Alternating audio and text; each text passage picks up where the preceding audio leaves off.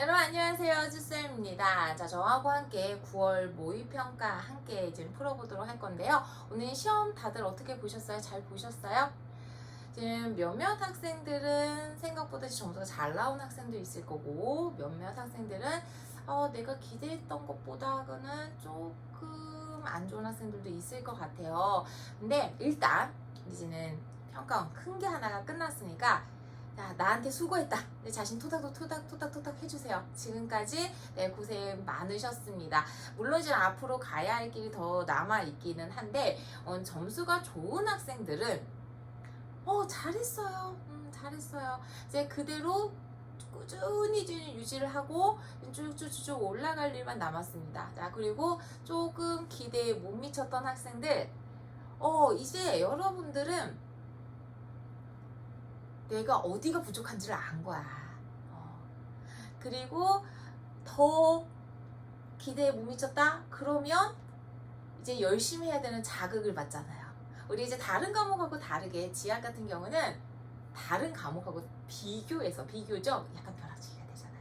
그렇죠? 여러분들은 다 잘 볼 거니까 일단 수고한 나에게 칭찬을 해주고 저하고 해설을 함께 하시면 되겠습니다. 그래서 제가 이게 모평이다 보니까 다른 모의고사보다는 조금 자세한 얘기를 할 거예요. 그래서 너무 쉽다고 생각하는 부분들은 여러분들 아시죠? 제가 항상 밑에다가 타임코드 적어두는 거 그거 체크하셔서 빠르게 넘어가시면 되겠고요. 그리고 그래도 나는 한번 다시 정리할래. 천천히 따라오시면 되겠습니다. 그래서 오늘은 친절한 모의고사 해설을 해보죠.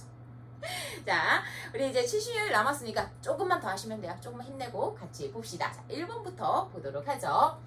자, 1번에서는 우리나라의 여러 가지 악기상들에 대한 설명이 나와 있는데요. 하나씩 체크를 해보죠. 자, 네우가 성습 단계에서 천둥과 번개를 동반해 우리 네우 같은 경우는 단세포 네우를 크게 세 가지 단계로 나눠서 이야기를 하게 되죠. 첫 단계인 저군 단계, 두 번째 성숙 단계, 마지막 소멸 단계 이야기를 하게 되는데 이때 이 성숙 단계 같은 경우는 상승 기류와 하강 기류가 동시에 나타나게 됩니다. 그러면서 시끌벅적한 일들, 소나기가 내린다라든지 우르릉캉캉 천둥 번개가 친다라든지 우박이라든지 이런 것들이 대다수 다 어디에서 그렇죠 성숙 단계에서 나타나게 되고요. 그다음에 천둥하고 이제 번개 우리가 이런 것을 낙뢰라고 이야기를 하게 되는데 낙뢰가 발생을 했을 때 구름에서의 전화 분포를 보자라고 하면은 구름의 하층에는 음전하가 상층에는 양전하가 분포한다는 것도 함께 기억을 해주시면 되겠습니다.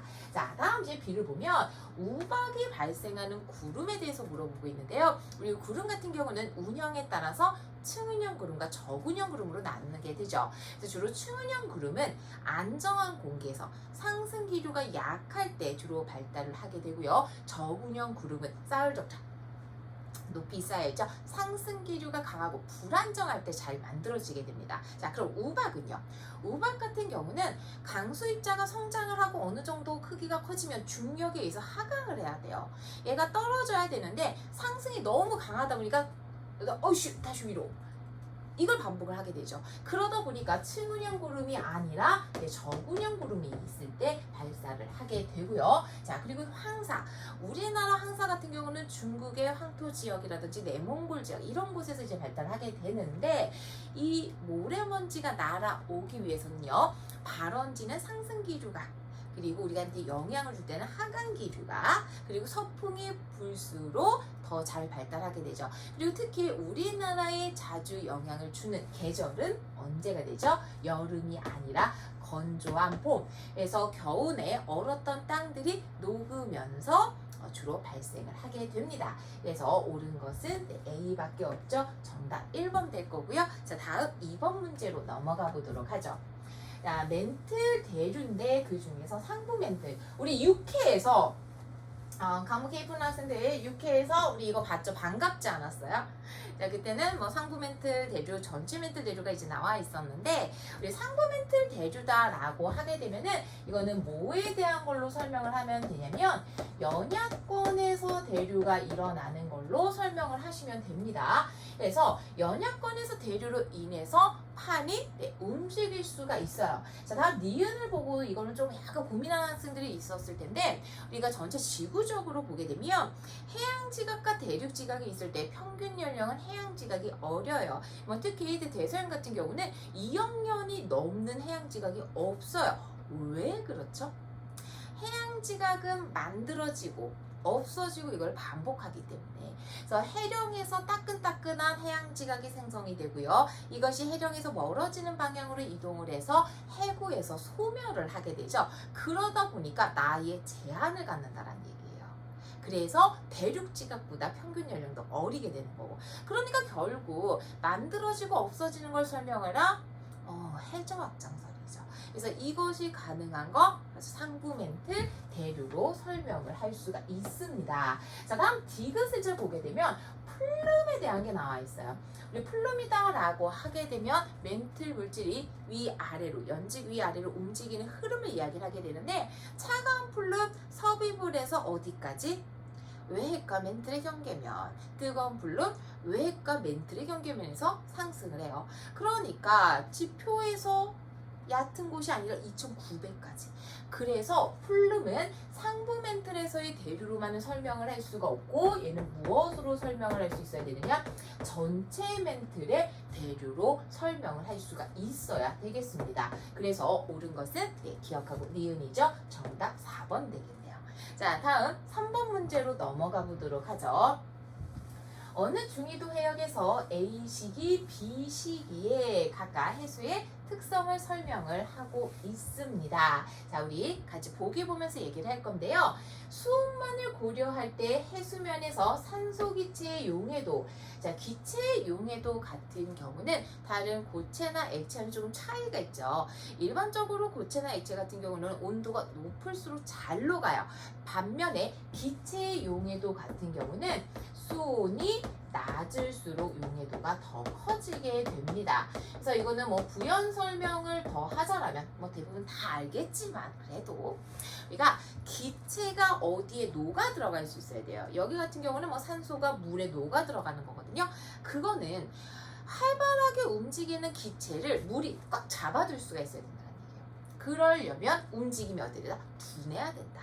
그러기 위해서는 온도가 낮은 것이 좋죠. 그렇기 때문에 수온이 낮을수록 용해도가 증가하게 됩니다. 자, 그러면 해수면에서 A하고 B의 온도를 보자라고 하면은 A 같은 경우는 한 22도씨 정도가 되고요. B 같은 경우는 한 14도씨 정도에 해당을 합니다. 자, 그렇기 때문에 A는 상대적으로 적고 B가 더 크다라고 이야기를 할 수가 있겠죠. 이게 옳지 않은 것이 되고요. 자, 다음 수온이 14도씨인 해수의 밀도. 자, 지금 여기 14도씨 있는 부분 이제 체크를 하자라고 하면은 A, B 이렇게 이제 볼 수가 있거든요. 우리 여기는 사실 뭐 설명할 것도 없지만 자세하게 설명한다고 했잖아요. TS도 상에서 이제 보자라고 하면은 해수의 밀도는 수온이 낮을수록 그리고 염분이 높을수록 커지기 때문에 이렇게 가면 갈수록 이제 밀도가 증가하게 되고요.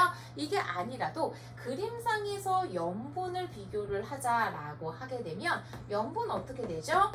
A가 B보다 더 낮게 나타나게 돼요. 자, 그렇기 때문에 밀도 또한 역시 A가 작고 B가 더 크다라고 이야기할 수가 있겠습니다. 이 옳은 것 되고요.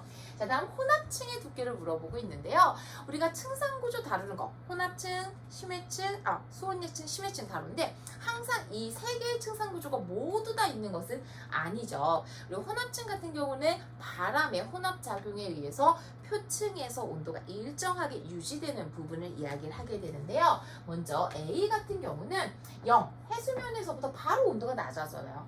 그러니까 A 같은 경우는 혼합층이 거의 발달을 안 했다라는 의미가 돼요. 자, 반면에 B 같은 경우는 표층에서부터 14도로 거의 일정하게 유지가 됩니다. 혼합층이 잘 발달했다라는 거죠. 그래서 혼합층의 두께를 비교하자라고 하면은 B가 50까지 되니까 거의 더 두껍다라고 이야기할 수가 있겠네요. 그래서 옳은 것은 니은, 정답 2번 되겠습니다. 자, 다음 4번 문제로 넘어가 보도록 하죠. 자, 태적 구조가 형성되는 원리 이제 설명을 하고 있는데요.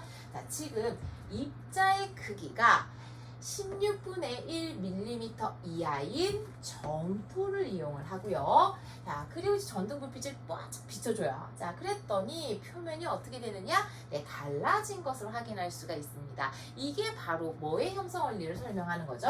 그렇죠. 건열의 형성 원리를 설명을 하고 있는 거죠. 자, 그러면 보기 보면서 옳은 거 찾아보죠. 네, 건열이고요. 그리고 건조한 환경에 노출돼서 퇴적물의 표면이 갈라진 모습, 네, 니은이다 라고 이야기를 할 수가 있습니다. 자, 이렇게 건조한 환경에 노출이 되었을 때 표면이 갈라지게 되는 것은요, 왜 그렇죠?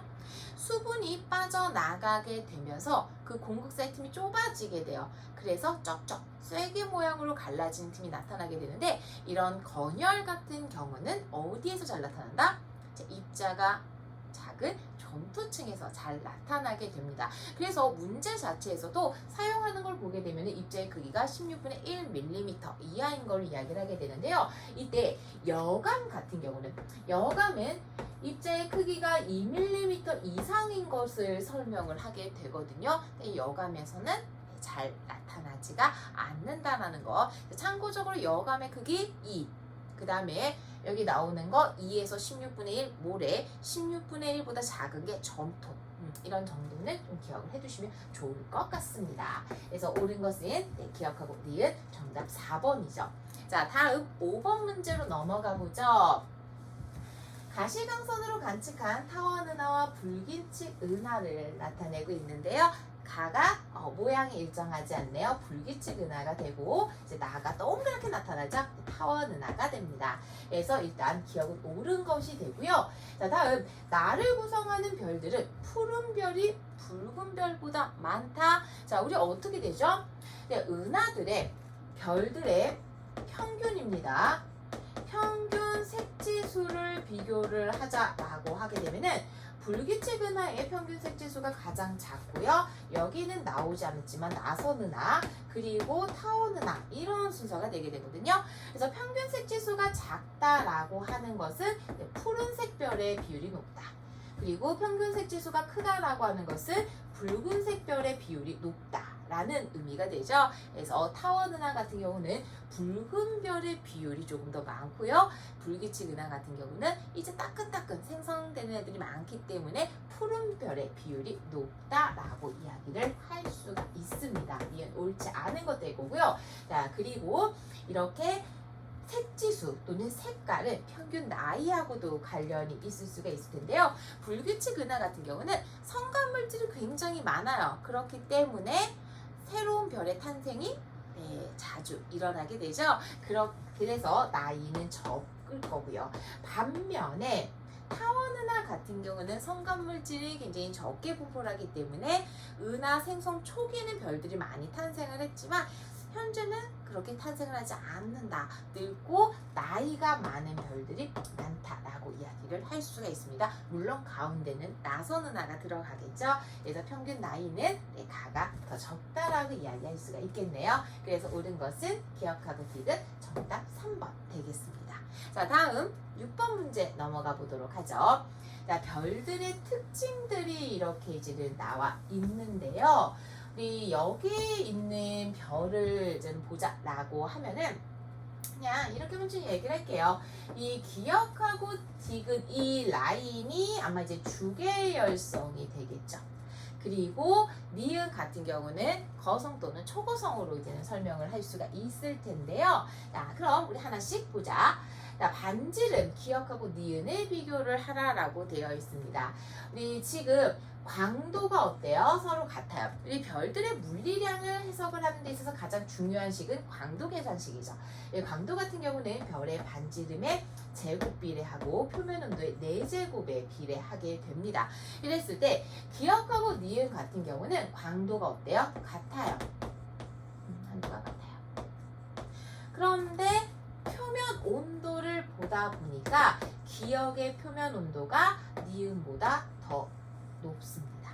자, 그렇다라고 하는 것은 무슨 의미죠? 반지름을 비교를 했을 때 기역의 반지름이 니은보다 작다라는 의미가 되겠죠. 그래서 기역 옳은 것이 될 거고요. 자, 다음 광도 계급이 니은과 디귿이 같다. 우리 아까 사실 이게 주기에서 바로 찾고 나면 다르다라는 거 알 수가 있는데요. 우리 정석대로 가자라고 하면은 광도 계급 같은 경우는 어떨 때 정의가 된 거죠? 우리가 지금 뭐 분광의 역사에서 쭉 여러 가지로 이제 설명을 하는데 그 중에서 바로 NK 분류법, 여키스 분류법으로 이야기를 하는 것이죠. 그래서 이 광도 계급 같은 경우는 표면 온도가 서로 같은 경우에 동일할 때 분광형이 같을 때 얘네들의 흡수선의 폭이 다른 걸 보고 이제는 설명을 한 겁니다. 그래서 일반적으로 폭이 넓게 나타나게 되는 것이 광도가 어땠어요? 더 적게 나타나는 것을 이제 보게 되고, 폭이 넓다? 광도가 작다? 이 의미는 바로 뭐가 되죠? 반지름이 작다라는 의미가 돼요. 그래서 이것을 우리는 어떻게 설명을 하게 되느냐? 광도 계급의 숫자를 크게 설명을 합니다.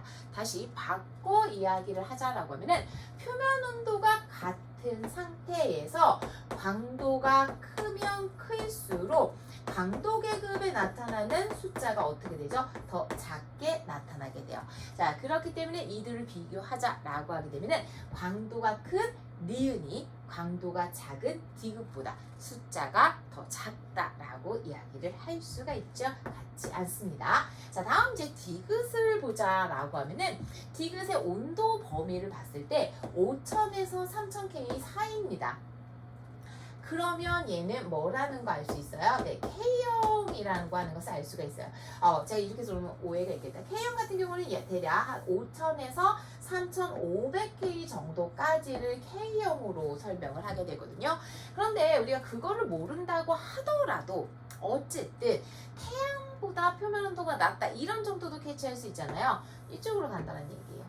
K형이면 바로 가긴 했지만, 그래서 태양보다 표면 온도가 낮은 요 구간에 있는 녀석들 여기까지, 그러면 칼슘 흡수선이 가장 강하게 나타나게 되고, 특히나 칼슘 이온 흡수선과 중성수소 흡수선을 비교하게 되면은 칼슘 이온 흡수선이 더 강하게 나타나는 것을 확인할 수가 있습니다. 그래서 옳은 것은요, 네, 뭐밖에 없다? 기억밖에 없다. 정답 1번 되겠습니다. 자, 그럼 다음 7번 문제로 넘어가 보도록 할까요? 자, 현생유대 동안 생물과의 멸종 비율 그리고 대멸종이 일어난 시기 이렇게 지금 나와 있는데요. 우선 A 시기는 제 1차 대멸종이 있었던 시기가 되죠. 오르도비스기 말에 해당을 하고요. 그 다음에 여기 보면은 중간 하나가 더 있어요. 이게 바로 뭐죠? 대본기. 그 다음에 B가 페른기 말의 대멸종. 그리고 이제는 중생대로 넘어가죠. 그래서 중생대 초반에도 있었죠. 트라이아스기 말의 대멸종 한번 있었고요. 그리고 C, 공룡이 사라지는 백악기 말에서 현생 유대 동안은 이렇게 총 5번의 대멸종이 있습니다. 자, 그런데 이때 멸종의 규모를 한번 생각을 해보자고요. 우리가 일반적으로 지질시대를 구분을 하는 것은 무엇에 따라서? 생물종의 커다란 변화에 따라서 구분을 해요. 그런데 1, 2차 대멸종 오르도비스기와 대본기 말 같은 경우는 오르도비스기에서 실루리아기로, 그 다음에 이제 대본기에서 석탄기로 기 단위에서 기 수준에서 변해요. 그런데 페른기 말 같은 경우는 단순하게 페른기 트라이어스기가 아니라 고생대 중생대 대단위에서 변해요. 그러니까 규모가 어떠죠? 크다라니요. 마찬가지로 트라이아스기 같은 경우도 멸종이 있고 나서 쥐락이 기 수준에서 변합니다. 하지만 백악기는 어떻죠? 대수준에서 변해요. 그래서 규모가 큰 것들은 바로 페른기 말과 백악기 말이다 라고 이야기를 할 수가 있을 거고, 이때 실질적으로 가장 큰 규모의 대멸종은 페른기, 두 번째가 백악기. 우리가 사실 그림상으로서도 보게 되면은 멸종 비율을 가지고도 사실 확인을 할 수가 있습니다. 자, 그러면 기억부터 보죠. 생물과의 멸종 비율은 이건 눈 뜨고 푸셔도 되죠. 눈 감고 풀 수는 없으니까 A가 낮고 B가 더 높다라고 이야기를 할 수가 있죠. 자, 그리고 최초의 양서류를 물어보고 있는데, 양서류 출현한 시기 어떻게 되죠? 대본기에 출현을 하죠. 그래서 사실 이거 약간 좀 마이너한 거긴 한데 이렇게 생각하시면 돼요. 우리 고생대 캄브리아기 이때 이제 해양 무척 주죠. 그 다음에 두 번째로 갑니다. 오르도비스기로 가죠. 그럼 이제 그 다음 단계, 왜 아까도 얘기를 한 것처럼 지질시대라고 하는 것은 언제나 생물이니까, 그래서 척추동물이 출현을 해요. 그 다음에 실루리아기 같은 경우는 어떻게 되죠? 실루리아기는 중요한 거 얘네들 육상. 그 다음에 대봉기, 이제 다음 단계 넘어가지 양서류. 그래서 이런 순서들로 좀 기억을 하시면 쉽지 않을까 생각을 합니다. 그래서 니은 옳은 것이 되고요. 자, 그 다음에 히말라야 산맥 중에서도 가장 자주 등장을 하는 녀석이죠. 그래서 히말라야 산맥 같은 경우는 신생대에 만들어지는 산맥입니다. 그렇기 때문에 시 이후에 만들어진다라고 이야기를 할 수가 있죠. 그래서 옳은 것은 니은밖에 없네요. 정답 2번 되겠죠. 자, 다음 8번 문제로 넘어가 보도록 하죠. 온대저기압 중심이 북반구의 어느 관측소의 북쪽을 통과를 하고 있고요. 그리고 여기를 이제 보니까 온난전선하고 한랭전선이 모두 통과를 했대요. 자, 그러면 이 전선들이 통과했을 때 나타나는 변화는요, 서로 다른 공기들이 만나기 때문에 어떻게 되죠? 기온과 기압과 같은 여러 기상 요소들이 이제 달라지게 되죠. 그래서 보게 되면 먼저 온난전선이 통과할 때는 기온이 높아지게 되니까 이 시기가 온난전선이 통과한 시점이다 라고 이야기를 할 수가 있고요. 한랭전선이 통과하게 되면 기압은 어떻게 되죠? 기압은 높아지게 되고 기온은 낮아지게 됩니다. 그래서 이 시기가 바로 한랭전선이 통과한 시기다라고 이야기를 할 수 있어요. 그리고 이뿐만 아니라 여기에 나와 있는 얘 가지고도 판단할 수 있죠. 그래서 온난전선 같은 경우는 전면에 강수대가 만들어지기 때문에 통과 전에 이렇게 나타나요. 그래서 온난전선이 통과하게 되면 기온이 높아지게 되면서 날씨가 개죠. 그리고 한랭전선 같은 경우는 후면에 강수대가 만들어지기 때문에 통과 후에 흐린 날씨, 이렇게 체크해 볼 수도 있겠네요. 자, 그럼 봅시다. 기압이 가장 낮게 관측됐을 때, 자, 기압이 가장 낮게 관측됐을 때가 언제죠? 여기에요. 한랭전선이 통과하는 시점. 그러면 지금 뭐 불고 있어요? 그렇죠. 남풍이 불고 있습니다. 그래서 남풍 계열의 바람이 불었다라고 이야기를 할 수가 있을 거고요. A일 때 관측소 상공에는 온난 전선면이 나타난다. 우리 온난 전선이든 한랭 전선이든 상관없이 언제나 전선면은 전선에서 어디에 위치를 하게 되냐면 찬 공기가 있는 쪽에 위치를 하고 있어요. 그러다 보니까 온난 전선 같은 경우는 전면에, 그러니까 통과 전에 이제 나타나게 되고요. 한랭 전선 같은 경우는 후면에 나타나요. 통과 후. 그래서 상공에 전선면이 나타나는 시기는, 전선면이 있으면 또 지금 전선면 위에 구름이 있으니까 흐릴 거거든요. 여기하고 여기가 되죠. 그래서 A 때는 나타나지 않는다라는 거. 자, 다음 관측소에서 B하고 C 사이에 주로 적은형 구름이 관찰된다. 자, 앞에서 얘기를 했던 것처럼 한랭전선은 통과를 하고 나서 전선면이 나타나게 돼요. 그런데 한랭전선 같은 경우는 찬 공기가 따뜻한 공기를 파고들면서 만들어지기 때문에 상승기류가 강해요. 그래서 상승기류가 강할 때는 어떤 구름? 적은형 구름. 그래서 이 시기는 적은형 구름이 관측된다라고 할 수가 있겠습니다. 그래서 옳은 것은 기억하고 디귿이 정답이 되겠네요. 자, 그러면 다음 문제 넘어가 보도록 하죠. 자, 마그마가 생성되는 지역, 그리고 용융곡선 이렇게 이제는 나와 있는데요. 자, 먼저 A 같은 경우는 우리가 어디로 얘기를 할 수 있죠? 해령이에요. 해령 같은 경우는 현무암질 마그마가 만들어집니다. 자, 그리고 이제 BC 같은 경우는 둘 다 섭입대에서 만들어지는 걸 설명을 하고 있는데, 자, B 같은 경우는 지금 보니까 여기 땅이 녹았어요. 그래서 대륙지각 하부에서 용융돼서 만들어진 유문암질 마그마가 만들어지는 걸 설명을 할 거고요. 그 다음에 C 같은 경우는 멘틀이 일부 용융이 되면서 현무암질이 만들어지는 것으로 설명이 됩니다. 자, 그리고 여기 나와 있는 용융곡선을 좀 살펴보자 라고 하게 되면은, 자, 기본적으로 멘틀의 용융점. 우리 멘틀은 가끔 이제 현무암으로 쓰여 있기도 해요. 어차피 마그마가 만들어지는 걸 멘틀이 부분 용융되면서 현무암지 만들어지니까 같이 혼용해서 쓰거든요. 그래서 어쨌든 표면에서 멘틀의 용융점이 높아요. 화강암의 용융점이 높아요. 그렇죠. 멘틀의 용융점이 높아요. 그렇기 때문에 오른쪽 두 개가 멘틀의 용융곡선을 나타낸 것이고요. 왼쪽에 있는 것이 화강암의 용융곡선을 나타낸 것입니다. 자, 그리고 이때 얘네들의 변화 상태를 좀 보자라고 하게 되면은 지금 얘 같은 경우는 압력이 커지면 깊이가 깊어지면 그대로 용융점이 증가해요. 이 얘기는 물을 포함하고 있지 않은 상태란 얘기죠. 자, 반면에 오른쪽에 있는 왼쪽에 있는 두 개를 보게 되면 자, 얕은 곳에서는 압력이 증가하면 오히려 용융점이 낮아집니다. 그리고 더 밑으로 내려가면 압력과 용융점이 같이 동반돼서 증가되는 형태. 이런 형태가 이제 바로 뭐가 되는 거죠? 물을 포함하고 있어요.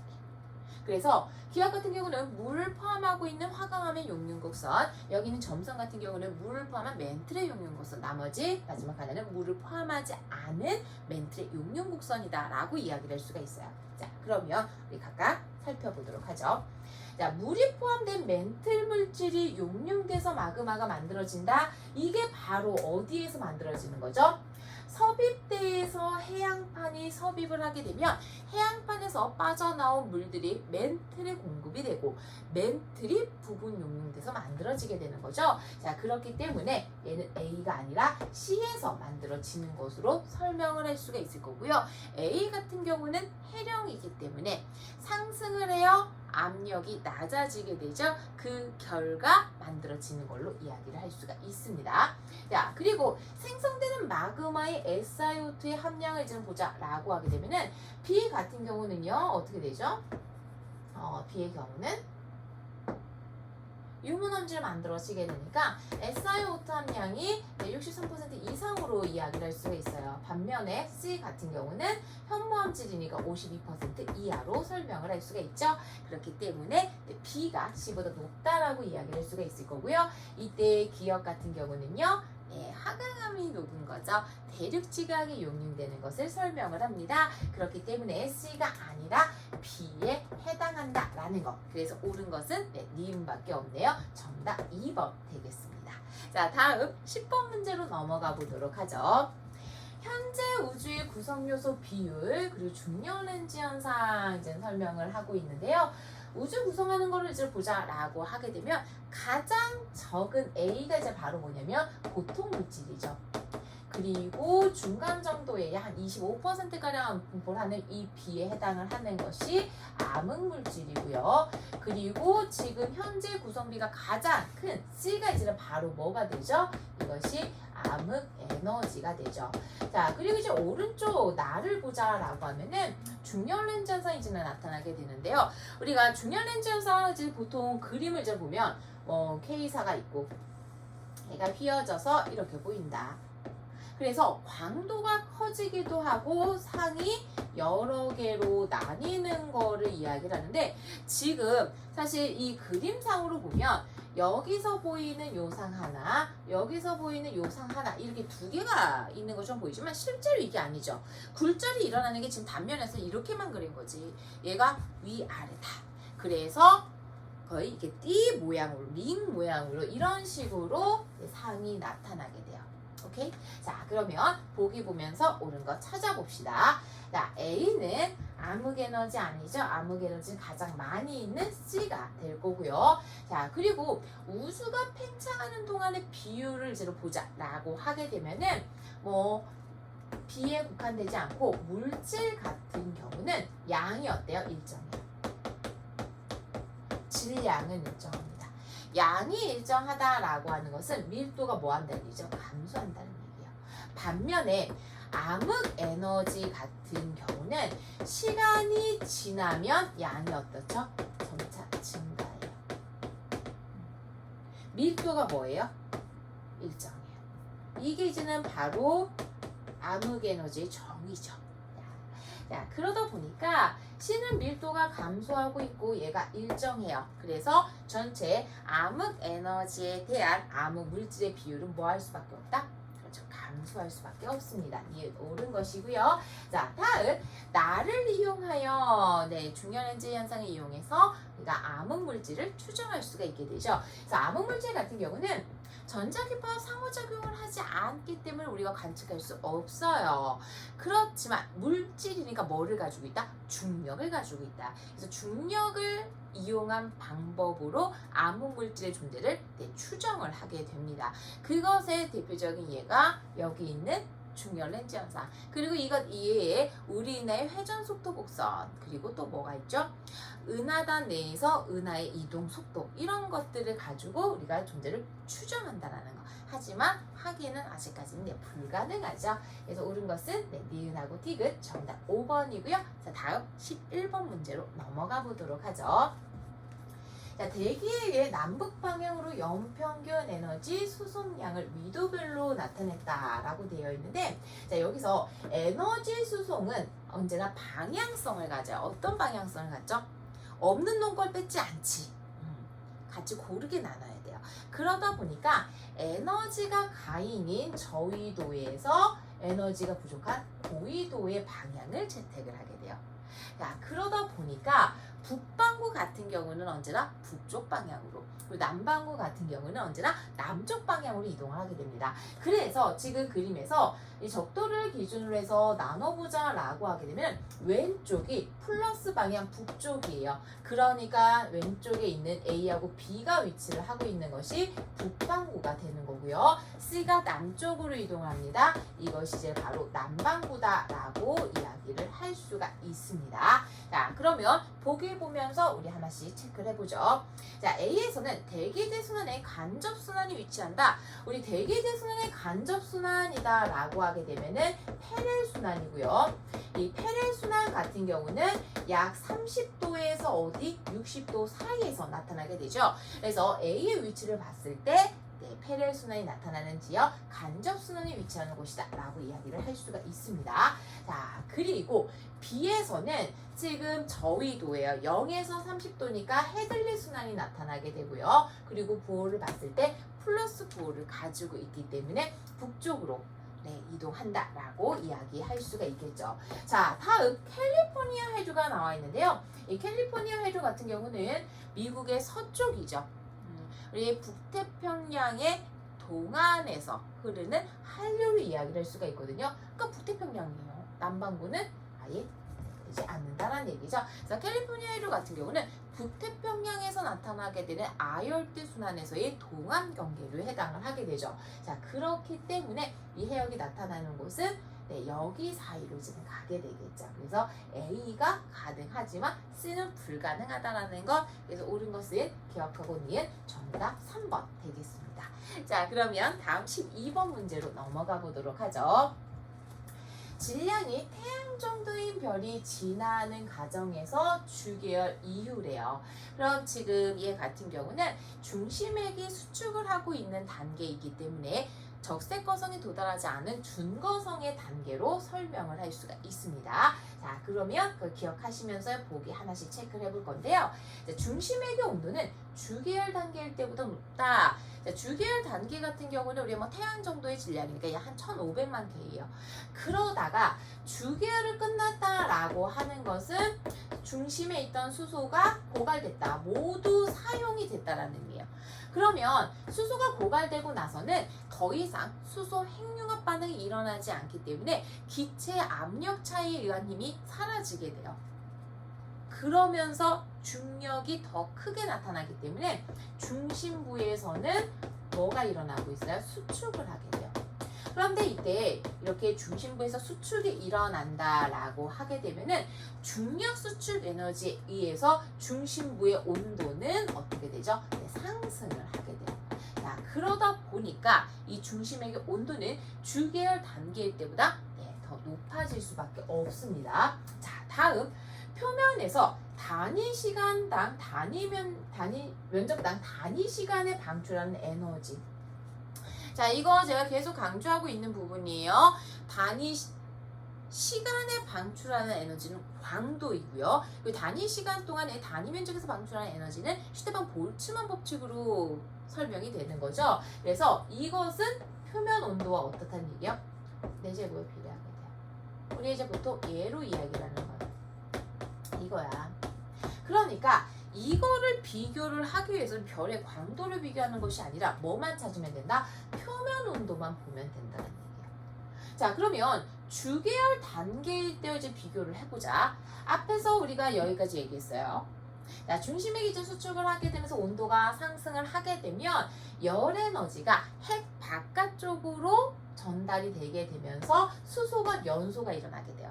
그러면 이때 이 수소각이 연소하게 되면서 나타나는 에너지에 의해서 기체압이 나타나게 되고 그 결과 이 바깥쪽은 뭐 하게 돼요? 팽창을 하게 돼요.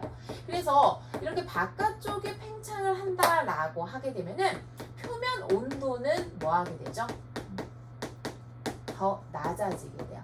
다시 말해서 이 중거성 단계에 가자라고 하면은 주계열 때보다 표면 온도가 더 낮다. 그러다 보니까 단위 시간 동안에 단위 면적에서 방출한 에너지 같은 경우는 주계열보다 적다라고 이야기를 할 수가 있어요. 그리고 이게 혹시 안 떠올랐다라고 하게 되면은 우리가 H활도상에서 얘네들의 변화 생각할 수 있거든요. 이게 주계열 가지가 있으면 출발합니다. 어떻게 되죠? 얘가 이렇게 위로 올라가서 이런 식으로 지금 변하죠. 이렇게 변하거든요. 그러면 지금 얘 단계는 어쨌든 여기 단계니까 주계열일 때보다 표면 온도가 낮은 단계다. 그렇기 때문에 에너지는 적다라고 설명을 할 수가 있겠죠. 자, 다음 디귿으로 갈게요. 수소 함량 비율을 이제 이야기를 하는데 중심핵하고 A 영역이에요. 중심핵 같은 경우는 이미 주계열 단계를 끝냈기 때문에 수소를 모두 고갈한 상태예요. 수소가 거의 없다라는 얘기죠. 반면에 A 같은 경우는 핵융합 반응이 안 일어났어요. 그러다 보니까 수소가 약 75%, 헬륨이 약 25%가 존재합니다. 그래서 그 비율은 A 영역이 더 높다라고 이야기를 할 수가 있겠죠. 그래서 옳은 것은 기억밖에 없네요. 정답 1번 되겠습니다. 자, 그러면 다음 문제 13번으로 넘어가 보도록 하죠. 자, 태풍의 영향을 받은 우리나라 관측소에서 시간에 따라서 기압, 풍향, 풍속, 강수량 이런 것들을 이제는 설명을 하고 있는데 여기서 중요한 게 하나가 있죠. 뭐가 있어요? 태풍의 눈이 관측소를 통과했대요. 자, 우리 태풍의 눈 가까이로 다가가게 되면 기압은 낮아져요. 그래서 태풍의 눈에서 가장 낮은 기압이 나타납니다. 반면에 풍속 같은 경우는 조금 특이한 형태가 나타나게 되는데요.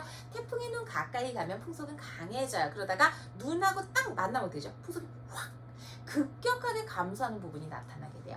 자, 그래서 각각을 약간 매치를 시켜보자 라고 하게 되면 이렇게 낮아졌다가 높아지는 이런 점선으로 나타나게 되는 것이 바로 기압이 되고요. 그리고 중간에 훅 꺼지는 부분 있죠. 이 실선이 바로 이제 풍속, 그리고 점으로 나타내진 것이 풍향이다라고 이야기를 할 수가 있습니다. 자, 그리고 이때 풍향 같은 경우는 사실 문제에서 안 다뤄져 있어서 설명만 해드릴게요. 지금 우리가 풍향을 보게 되면 이 지역이 위험 반원인지 또는 안전 반원인지 이런 것들을 보기 위해서 풍향의 변화를 보잖아요. 그랬을 때 항상 얘네들 점점 보지 말고 뭐 봐라, 이거 봐라. 지금 풍향을 저는 보자라고 하면 아직 익숙하지 않은 학생은 여기서부터 출발하세요. 이렇게 될 테니까 위로 가는 방향이 북동남서죠. 이게 무슨 방향? 시계 방향. 역으로 가는 게 시계 반대 방향. 그렇게 해서 여러분 좀 쉽게 찾으시면 더 좋겠습니다. 얘는 이렇게 시계 방향으로 변하고 있다. 이렇게 찾을 수가 있죠. 자, 어쨌든 다시 이제 돌아가서 그럼 지금 우리가 알 수 있는 거는 풍속이 급격하게 낮아진 이 T4가 뭐가 되는 거예요? 여기가 중심이 이 지역에 딱 왔을 때 라고 이야기를 할 수가 있어요. 자, 그러면 보기 보면서 우리 옳은 거 찾아보자. 자, 관측소에서 풍속이 가장 강하게 나타난 시간, 이거는 우리 눈톱을 쓰면 되죠. 그래서 T3이죠. T3일 때 풍속이 가장 강하다라고 이야기를 할 수가 있을 거고요. 그리고 관측소 통과하기 전에 서풍 계열의 바람이 불었다. 우리 여기 통과했을 때죠. 뭐 하면 돼요? 그대로 읽어주시면 돼요. 그래서 이 점들 분포를 보다 보니까 대부분 남동쪽 동풍 계열의 바람이 분다라고 하는 것을 확인할 수가 있을 거고요. 자, 그 다음에 디귿 때문에 고민이 많았을 텐데 공기의 연직 운동을 물어보고 있어요. 공기가 활발하게 연직 운동을 한다? 그만큼 불안정하다라는 거고, 이것이 이제 바로 뭐와 관련이 있을 거냐면 강수와 관련이 있을 거라는 얘기예요. 우리 태풍의 단면을 보면 이거 헷갈려하는 학생들 많더라고요. 태풍의 단면을 이제 보면 중심에서 이렇게 눈벽구름이 이제는 만들어지게 되고요. 눈벽구름이 이렇게 만들어지게 되고 중간중간에 구름이 이런 식으로 생겨요. 그러면 강수량 분포는 어떻게 되죠? 강수량 분포는 여기 많아졌다가 이런 식이 돼요. 이거 저 육회할 때 제가 이거 보여드린다고 일부러 보여드렸었죠. 덕분에 맞은 학생들 있길 바래요. 자, 어쨌든 이렇게 돼서 얘네들이 더 활발하게 움직일 때는 강수량이 많아지게 됩니다. 그래서 분포가 조금 이제 독특하게 나타난다는 거. 자, 그래서 T3일 때와 T4일 때를 보면 T4일 때는 거의 강수가 없어요. T3일 때 더 잘 나타나게 되죠. 그렇기 때문에 연직 운동은 T3이 조금 더 활발하다라고 이야기할 수가 있습니다. 그래서 옳은 것은요, 기억하고 디귿 정답 4번 되겠네요. 자, 다음 14번 넘어가죠. 자, 별의 물리량들이 나와 있고요. 뭐 주계열선, 거성, 백색, 외성 이렇게 이제는 나와 있는데 항상 직관이 나와 있으면 제가 좋아하는 계산을 해야죠. 싫어. 근데 지금 여기는 어차피 다 태양이 1로 나와 있으니까 태양하고 비교를 바로 할게요. 그래서 먼저 여기 있는 광도부터 계산을 해 봅시다. 자, 얘를 편의상 그냥 L이라고 쓸게요. 우리가 태양이 이렇게 기준으로 나와 있을 때는 분수 형태로 계산하는 게 편하다라는 얘기를 했어요. 태양의 광도에 대한 기억의 이제는 광도 P는 어차피 태양은 1이니까 곱하고 나누건 상관없이 똑같을 거고요. 이것은 어떻게 되죠? 표면 온도에는 4제곱에 비례하고요. 반지름의 4제곱에 비례하게 되죠. 그러니까 이거는 0.01 제곱 그리고 루트 10의 4제곱 이렇게 계산을 해주시면 되겠어요. 그래서 여기에 들어가는 기억의 광도다 라고 하게 되면 얘는 0.01로 설명을 할 수가 있습니다. 옆에다 써야 되겠다. 좀 잘 안 보이는 것 같아요. 0.01 되고요. 자, 그 다음에 니은도 마찬가지입니다. 태양하고 역시 비교를 할게요. 그래서 니은 여기다 쓰죠. 태양의 표면들 요거 얘를 그냥 T라고 쓸게요. 얘 같은 경우는 반지름에는 반비례하고요. 강도의 제곱근에 비례하게 되죠. 자, 그래서 지금 반지름이 2.5고요. 강도 제곱근 그래서 얘가 얼마가 되냐면 지금 4가 되거든요. 그러다 보니까 태양 표면 온도의 2배다라고 이야기를 할 수가 있겠네요. 자, 디귿에 나와 있는 반지름도 똑같은 방식으로 계산할게요. 태양의 반지름에 대한 디귿의 이제는 반지름 같은 경우는요. 표면 온도 제곱에 반비례하고요. 광도의 제곱근에 비례하게 되죠. 그래서 0.75분의 루트 81 이렇게 되겠죠. 그래서 계산하시면 되죠. 네, 여기까지. 자, 그럼 보자. 자, 복사 에너지를 최대로 방출하는 파장. 이거는 뭐를 확인하시면 되죠? 네, 표면 온도 비교하시면 돼요. 그래서 빈의 변이 법칙에 따라서 최대로 방출하는 파장 같은 경우는 표면 온도에 반비례합니다. 그래서 기억과 니은의 표면 온도를 비교를 하자라고 하게 되면은 누가 더 크게 나타나게 되죠? 당연히 기억이 더 니은보다 크다라고 이야기를 할 수가 있을 거고요. 그렇기 때문에 파장의 경우는 기억이 니은보다 짧다라고 이야기를 할 수가 있어요. 자, 다음 니은을 지금 보게 되면 절대 등급을 비교를 하는 건데 절대 등급을 비교하라는 거는 결국에 광도 비교를 하라라는 이야기입니다. 그래서 광도를 비교를 하자라고 하면은요. 지금 기억하고 니은이 몇 배 차이가 나죠? 네, 10,000배 차이가 나요. 기억이 니은의 10,000분의 1입니다. 그러면 이 만에 해당을 하는 것은 뭐죠? 그렇죠. 절대 등급, 열등급. 10등급 차이로 이야기를 할 수 있어요. 즉 절대 등급 같은 경우는 기억이 니은보다 10등급이 더 크게 나타나죠. 그래서 이 둘의 차이는 10이다 라고 이야기를 할 수가 있어요. 자, 그러면 여기 있는 이제 별들을 조금 이제 보자라고 하면은 어떤 특징을 갖냐면 우리가 여기 나와 있는 게 각각 주계열, 거성, 백색, 외성이에요. 그럼 이때도 비교가 가능한 거는 역시 태양하고 비교를 할 수가 있어야 되는데 물론 이걸 H열도에 표시를 해도 상관은 없습니다. 근데 저는 그렇게는 안 할게요. 그래서 지금 보면 기억 같은 경우는 표면 온도가 태양의 루트 10배요. 높아요. 그런데 광도와 반지름이 모두 다 작다. 그러니까 우리 백색 외성으로 이야기를 할 수가 있어요.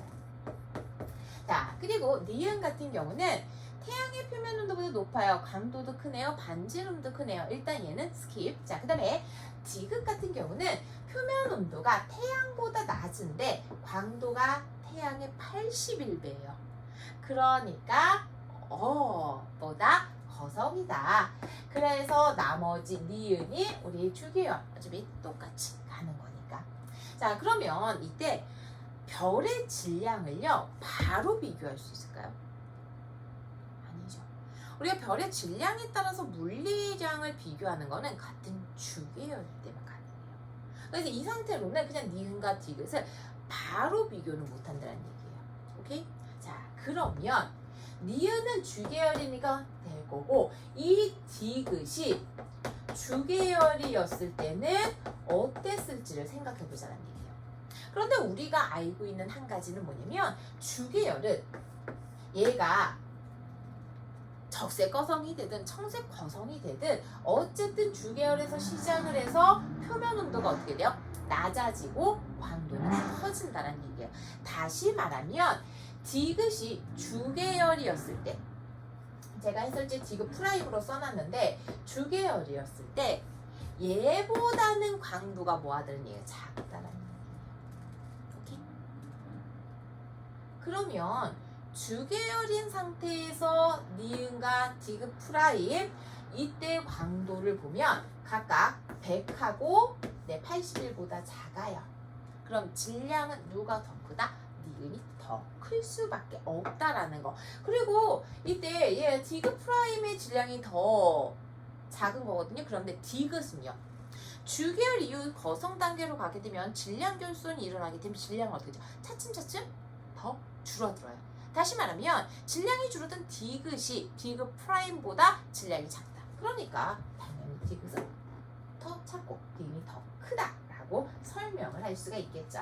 그래서 옳은 것은요. 니은하고 디귿 정답 5번 되겠습니다. 자, 그러면 다음 문제 넘어가 보자. 15번 갑니다. 동태평양 적도해역과 서태평양 적도해역에서의 해면기와 편차 그리고 이제 각각 수온 이렇게 제시가 되어 있는데요. 자, 먼저 A 시기를 좀 보자라고 하면은 동태평양은 해면기압이 높아졌어요. 수온이 낮아졌다는 얘기고요. 서태평양은 해면기압이 낮아졌습니다. 수온이 높아졌다는 얘기죠. 그래서 동태평양과 서태평양의 편차가 더 커진 상태가 되기 때문에 A 시기가 라니냐다라고 이야기를 할 수가 있을 거고요. B는 동태평양이 평년보다 기압이 낮아졌네, 따뜻해졌고요. 서태평양이 평년보다 기압이 높아졌네요, 차가워졌네요. 엘니뇨 시기죠.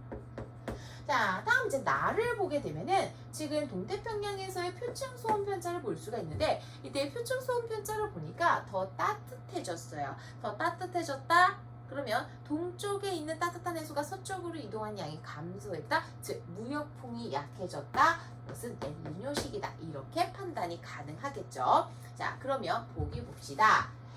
자, 나는 B에서 측정한 것이다. 우리 각각 뭐였어요? 라니냐, 엘니뇨였죠? 그래서 기억 옳은 것 되고요. 자, 다음 적도 부근에서의 서태평양의 평균 표층 소음 편차. 그 말이 길어. 그다음에 동태평양의 평균 소음 편차. 이걸 이제 설명을 하고 있어요. 그러면 A 시기를 보자. A 시기 같은 경우는 서태평양이 뭐가 되죠? 라니냐 시기는 더 온도가 높아지니까 편차가 양의 값이 돼요.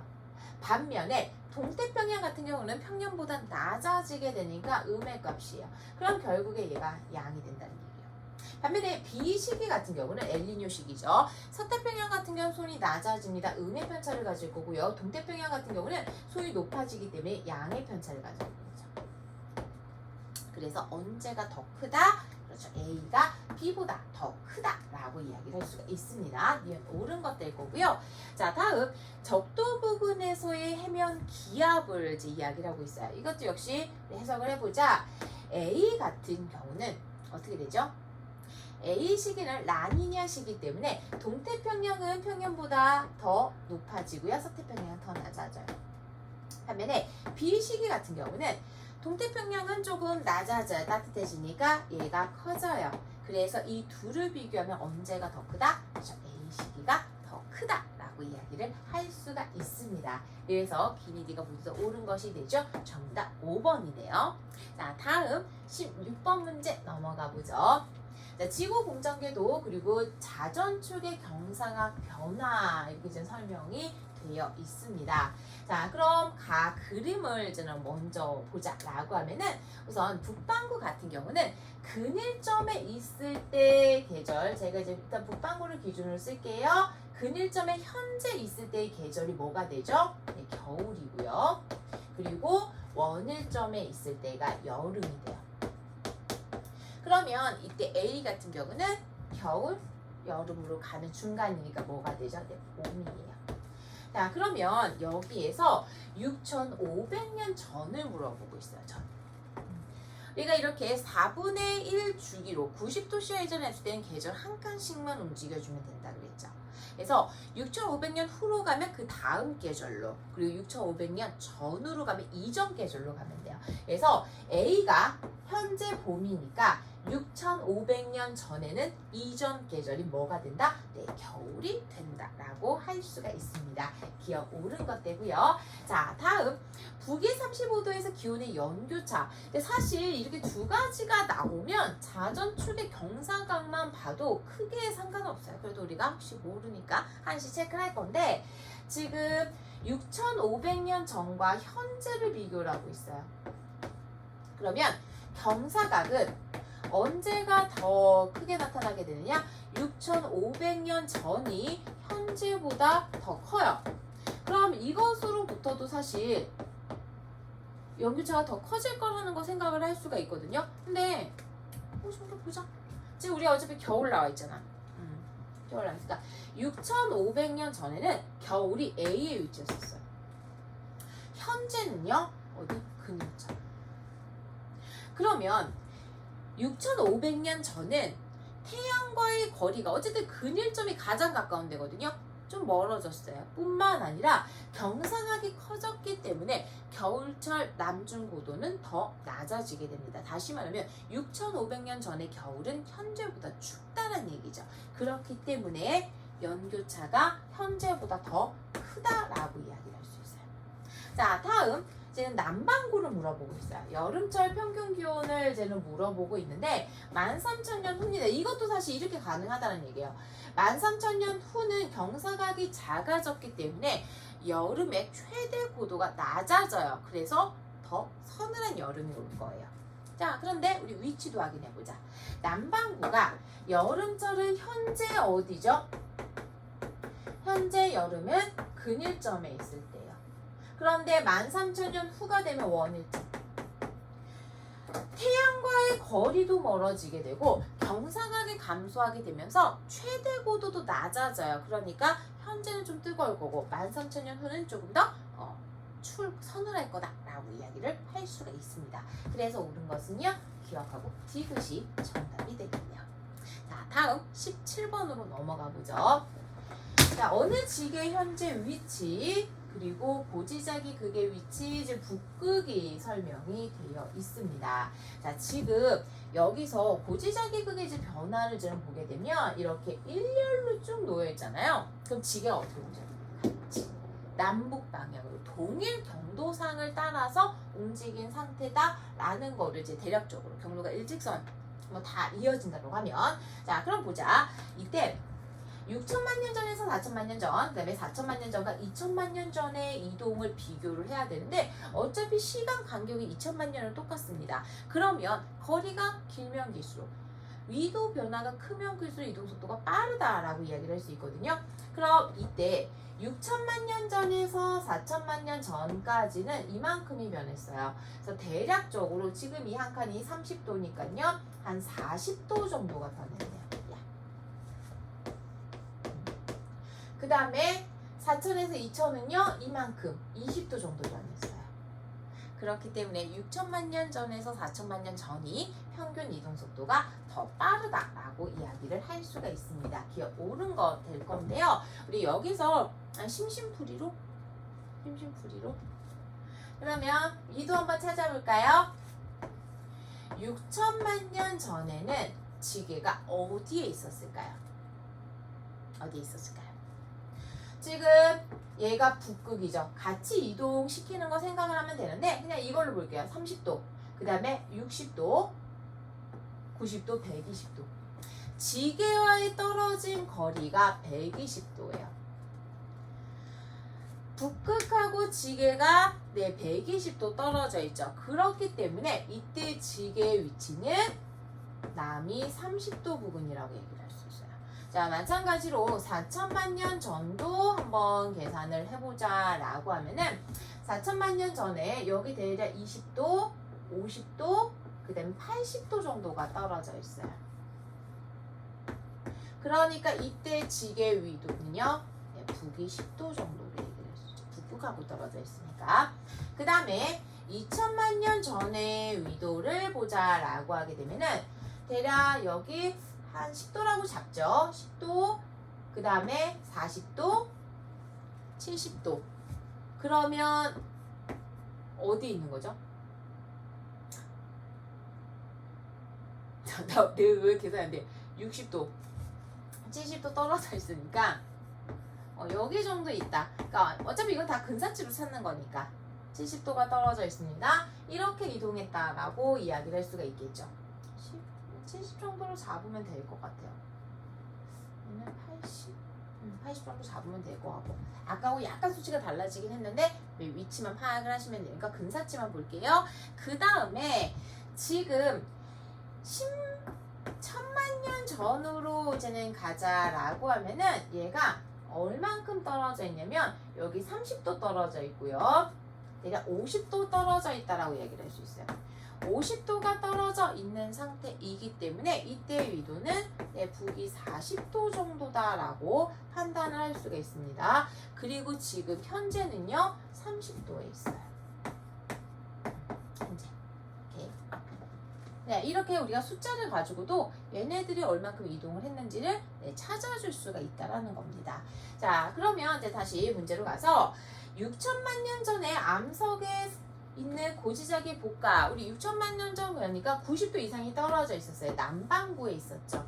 자, 그렇기 때문에 복각의 부호가 양의 값이 아니라 음의 값을 갖는다라고 이야기를 할 수가 있을 거고, 자, 그리고 1000만 년 전부터 현재까지 지게의 이동 방향을 이제는 보자라고 하면 어디로 갔죠? 남쪽으로 갔어요. 이렇게 판단을 하셔도 되고요. 지금 얘 같은 경우는 이 둘이 어쨌든 얘하고 떨어져 있는 게 90도보다 작아요. 그렇다라고 하는 것은 지게가 어디 있다는 얘기는 북반구에 있다는 얘기예요. 북반구에 있어요.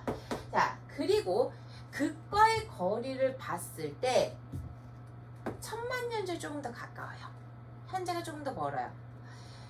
고지자기 북극하고 거리가 멀어졌다라고 하는 것은 어떤 의미죠? 남하를 했다라는 의미가 되죠. 그래서 북쪽이 아니라 남쪽이다 이렇게 찾아줄 수가 있겠습니다. 그래서 옳은 것은 기억밖에 없죠. 정답은 1번일 거고요. 다음 문제 넘어가 볼게요. 중심별이 주계열성인 어느 외계 행성계에서의 여러 가지 물리학들이 나와 있고요. 그리고 식현상을 일으킬 때의 상대적인 밝기를 설명을 하고 있는데요. 지금 여기 T3 있죠. 이때가 딱 어떨 때예요? 일직선이 됐을 때예요. 그래서 중심별의 시선 속도 변화를 이제 보자라고 하면은 이때 어떻게 되느냐? 얘가 이런 식으로 나타나겠죠. 플러스 마이너스 그리고 T3이 언제다? 여기 딱 중간에 왔을 때가 T3. 그리고 지금 식현상이 나타나는 구간 T2에서 T4가 이제 여기 정도 이제 가고 T1은 여기보다 앞에 있겠죠. 자, 그걸 기억을 하시면서요. 우리 각각 살펴보도록 하죠. 자, 생명 가능지대의 폭은 이 외계 행성계가 태양계보다 좁다. 우리 생명 가능지대의 폭은 뭐하고 항상 같이 생각을 하셔야 되죠? 그렇죠. 별의 광도하고 이제 같이 생각을 해야 되는데 지금 이 행성이 생명 가능지대에 위치를 하고 있는데 0.05 AU가 떨어져 있습니다. 그래서 생명 가능지대로부터의 거리를 이제는 보게 되니까 태양계가 더 멀고 이 행성계, 그냥 행성계라고 쓸게요. 행성계가 더 좁다라는 것을 알 수가 있어요. 자, 그러면 폭 또한 어떻게 되죠? 거리와 양의 상관관계를 가지고 있죠. 그래서 태양계가 더 폭이 넓고 이 외계 행성계가 더 좁다라고 이야기할 수가 있습니다. 기억 옳은 것 되고요. 자, 그 다음에 행성의 반지름, 중심별의 반지름. 자, 이거는 뭐를 보면 되죠? 강도 변화를 보면 되죠. 그래서 언제나 이들의 상대값을 놨을 때 이 강도 변화 같은 경우는 별의 반지름 그리고 행성의 반지름의 최고. 그래서 얘네들이 지금 얼마로 주어지게 되느냐? 0.008로 주어지게 되죠. 그래서 결국 얘가 125분의 1이 되죠. 그러니까 얘네들 루트 씌워줘야 되겠죠. 자, 다음 중심별의 흡수선 파장은 T2가 T1보다 짧다 이렇게 되는데 우리 아까 이거 그려놨죠. 지금 이 구간이에요. 그러면 지금 얘 같은 경우는 시선 속도는 T1일 때가 더 크고요. T2일 때가 작아요. 그래서 더 파장이 T1일 때가 길고 T2가 짧다. 그리고 이때 흡수선 파장은요. 네, 이것도 참고적으로 여기에서 여기 구간 있죠. 이때 청색편이요. 적색편이 물론 바뀌기는 해요. 하지만 적색편이랑 점점 줄고요. 청색편이랑 점점 늘어나게 되죠. 그래서 이 구간에서는 파장이 점차 짧아진다라고 이야기를 할 수가 있습니다. 디귿 옳은 것이고요. 정답 기억하고 디귿 5번 되겠네요. 자, 다음 문제 19번으로 넘어가 볼게요. 자, 지질 단면 그리고 뭐 각각 자원소와 방사선 원소의 함량. 문제가 6평도 얘가 텍스트가 되게 길었죠. 그때도 19번이었어요. 그쵸? 얘도 또 비슷해요. 그래서 좀 이게 이제 텍스트가 길어질 건가 보다 라는 거 좀 생각할 수 있을 것 같은데, 자, 이 문제 보니까 화성암 AB에 둘 중에 하나만 포함되어 있어요. 그리고 얘네들 명확하게도 안 줬어요. 처음량의 50%와 25% 중 하나래요. 자, 그럼 우리가 어떤 것인지 매치를 하기 위해서는 뭐부터 봐야 돼? 일단 생성 순서부터 봐야 되는데, 여기 생성 순서를 보니까 딱 보이는 거요. 지금 F''를 A가 자르고 갔어요. 절단관계 법칙에 따라서 단층이 가장 먼저 만들어졌고 이후 A가 간입, 그리고 부정합 있고 B가 이후에 간입을 했어요.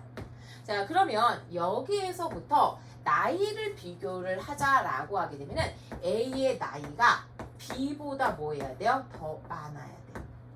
오케이, 여기까지 왔죠. 자, 그러면 이때 어떤 식으로 매치를 할 수가 있어야 되냐면, 일단 첫 번째는요, 물론 이거를 다 하나하나 따져봐야 되는 경우도 있을 수 있어요. 그런데 우리가 우선순위가 있어요. 우선순위가 나이가 많으면 일단 반감의 열대가 많아야 됐을 거야. 반감을 많이 했어야지 그만큼 나이가 많을 거예요. 그래서 이제는 우선순위로 먼저 반감 횟수가 많은 걸 집어넣고요. 그 다음에 또 지금 반감기도 다르죠. 그래서 반감기가 긴 원소가 나이가 많은 함석이 포함될 확률이 좀 더 높아요. 오케이? 그러니까 1차적으로 여기에 25%, 그 다음에 X하고 Y 중에 반감기가 긴 거를 먼저 대입을 하고 그게 맞으면 오케이. 오케이? 그렇게 넘어가시면 돼요. 자, 그러면 이거는 시간을 절약하기 위한 거죠. 같이 봅시다. 반감기를 X하고 Y를 이제는 봐야 되는데, 지금 여기에서 Y축을 보니까 모원소와 자원소의 함량이에요. 얘가 1이 됐을 때가 바로 뭐가 되는 거죠? 반감기. 그래서 얘가 1이 되는 이 시점들이 각각 반감기다라는 겁니다. 그래서 얘네들 반감기를 보자라고 하면은 X의 반감기가 1억 년이 되는 거고요. 그리고 y의 반감기가 2억 년이라고 이야기를 할 수가 있어요. 그래서 x는 y의 2분의 1배다라고 이야기를 할 수가 있고요. 자, 그러면 아까 얘기를 했던 것처럼 그것부터 보자고. 자, a의 나이가 많기 때문에 a에 뭐를 집어넣을 거냐? 25%가 남아있습니다. 그러면 반감을 몇 번 했다는 건 2번 했다는 얘기예요. 그리고 반감기가 기네 얘를 집어넣잖아요. 그러면 얘는 지금 2억이기 때문에 A의 나이가 얼마가 되죠? 4억 살이 돼요. 자, 그럼 B를 대입을 해볼까요? B는 지금 50%. 그러니까 반감은 한 번. 그리고 반감기가 짧은 X가 들어있다 1억. 그러면 B의 나이는 1억. 오케이, 됐네, 끝. 이렇게 가자고. 자, 그래서 A에 포함되어 있는 방사선 원소는 Y라고 이야기를 할 수 있어요. 자, 다음 단층의 형성 시기를 물어보고 있는데 앞서서 얘기를 했던 것처럼 A보다 먼저 만들어졌어요. 얘가 지금 나이가 4억이에요. 4억 년 전 이전에 만들어졌다. 그러니까 고생대 아니면 그 앞전인 성캄브리아 시대다라고 이야기를 할 수가 있습니다. 그래서 옳은 것은요. 네, 기억하고 니은 되겠죠. 자, 다음 20번으로 넘어가 보도록 하죠. 자, 우주 모형에서 뭐 우주의 상대적인 크기, 그리고 얘도 설명이 길어요. 아, 제가 문해력이 별로 안 좋은데 문제가 요즘 길어요. 그러니까 천천히 따라오시면 돼요. 자, 120억 년 전 은하 P에서 방출이 됐고 이때의 파장이 람다였어요. 그런데 얘가 출발을 해서 80억 년 전 은하 Q를 지났대요. 그리고 지금 현재 도착했어요. 이렇게 가서 우리한테 오는 것까지입니다. 그런데 어떤 중요한 조건이 있냐면 우주 공간을 진행하는 빛의 파장은 우주의 크기에 비례해서 증가한대요. 자, 그러면 지금 여기에서 출발을 했을 때의 파장이 람다였고요. 120억 년 전이니까 이때의 상대값이 5분의 1. 자, 그리고 80억 년 전에 Q에 도착을 했어요. Q에 도착을 했더니 파장이 달라졌을 거예요. 그런데 어떻게 달라진다고요? 우주의 크기에 비례해서. 그래서 이때 우주의 크기를 보자라고 하면은 2분의 1입니다. 이때 크기가 얼만큼이 증가했어요? 2.5배가 증가했어요. 그러다 보니까 파장 역시 2.5배가 됐다. 그래서 2.5 람다라고 이야기를 할 수 있어요. 자, 다음 기억부터 보면 120억 년 전에 우주가 가속 팽창을 했다. 자, 지금 여기가 시간에 따라서의 크기 변화예요. 그러면 이때의 기울기가 바로 뭐를 의미하는 거죠? 팽창 속도를 의미하는 거예요. 그러면 지금 보자. 여기서 기울기 어떻게 돼요? 작아지고 있어요. 그렇기 때문에 가속 팽창이 아니라 감속 팽창이다 라고 이야기를 할 수가 있습니다. 자, 다음 디귿선지에 아마 낚인 함선도 좀 있었을 것 같아요. 자, 우리가 흔히 그렇죠. 80억 년 떨어져 있다. 그러면 그 빛이 나한테 오는데 80억 년 걸려요. 맞아요. 자, 그런데 이건 시점이 되게 중요한 거야. 시점이 중요한데, 자, 우리은하가 있어요. 우리은하. 그 다음에 Q가 있어요. 자, 여기에서 지금 80억 년 전이에요.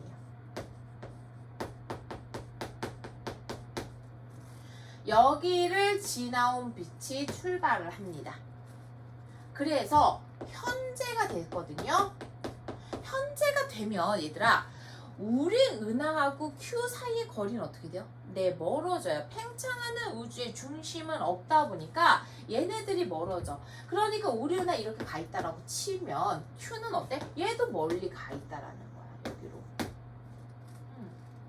그런데 이 시기에 출발한 빛이 이렇게 오는데 얼마가 걸렸다는 얘기야? 80억 년이 걸렸다는 거야. 빛이 80억 년 동안 왔습니다. 언제? 80억 년 전 Q의 위치에서 우리까지 온 게 80. 그러다 보니까 이 80억 강년이라고 하는 거는 언제의 거리가 되느냐? 현재 우리한테 도달했으니까 현재 우리 은하. 그리고 출발한 위치 지금이 아니죠. 80억 년 전 Q까지의 거리가 80억 강년이에요. 그런데 지금 여기서 기억이라고 하는 거는 80억 년 전을 물어보는 게 아니라 현재를 물어보자. 현재. 이게 80억 강년. 그러니까 현재는 80억 강년이 아니라 80억 강년보다 뭐 할 수밖에 없어요? 더 클 수밖에 없어요. 그럼 이걸 바꿔 해석해 볼게요.